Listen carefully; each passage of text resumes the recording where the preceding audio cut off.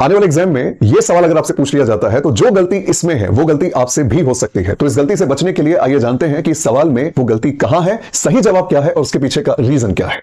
Mister Sharma who is a senior member in the committee, mister Sharma committee में senior member हैं। Often guides the new members, अक्सर वो guide करते हैं नए मेंबर्स को, मार्गदर्शन करते हैं उनका। And helps them understand their responsibilities, और उनकी मदद करते हैं जिम्मेदारियां समझने में। अगर कोई व्यक्ति नए लोगों को गाइड करता है, उनका मार्गदर्शन करता है और उनकी मदद करता है उनकी जिम्मेदारियां समझने में, तो ये वही व्यक्ति कर सकता है जो उस कमेटी का सदस्य है। लेकिन यहां पर प्रीपोजिशन इन मिस्टर शर्मा को उस कमेटी का मेंबर होने से रोक रहा है। अब इसके पीछे रीजन क्या है, इसका रीजन समझने के लिए आपको समझना पड़ेगा प्रीपोजिशन इन को।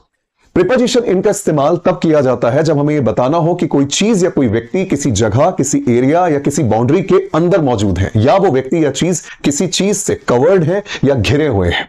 एग्जाम्पल के तौर पर children are in the park, इसका मतलब पार्क एक ओपन एरिया है, उसकी अपनी एक बाउंड्री है, और इन ये बता रहा है कि बच्चों की जो पोजीशन है उस पार्क के अंदर है।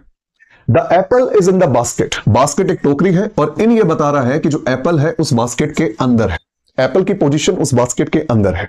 She is in the car, उसी तरह से इन दिखा रहा है कि शी उस कार के अंदर है, मतलब वो कार की बाउंड्री से या कार की बॉडी से घिरी हुई है।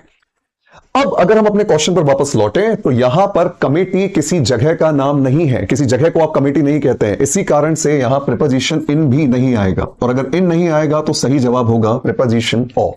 अब ऑफ यहां पर सही जवाब इसलिए नहीं होगा क्योंकि हिंदी में इसका मतलब निकलता है कमेटी के मेंबर, तो का की के लिए आप ऑफ का इस्तेमाल करते हैं। यह सही रीजन नहीं होगा जवाब देने के लिए। सही रीजन समझने के लिए पहले आपको ऑफ को समझना पड़ेगा।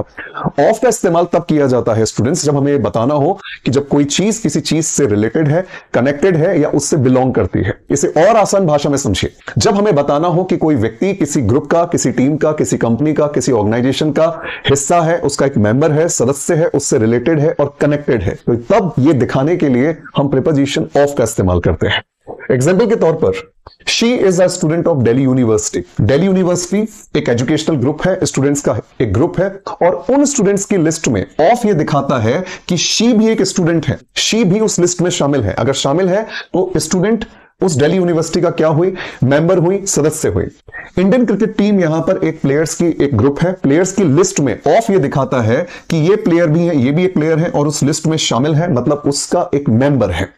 तो ऑफ का इस्तेमाल तब किया जाता है जब हमें दिखाना हो कि कोई व्यक्ति किसी कमेटी का, किसी ग्रुप का मेंबर हो। एक सवाल और आपके लिए, आप मुझे बताएंगे कि ये जो क्लॉज है who is a senior member of the committee, ये कौन सी क्लॉज है, इसका नाम क्या है? कमेंट सेक्शन में कमेंट करके जरूर बताइएगा। Thank you.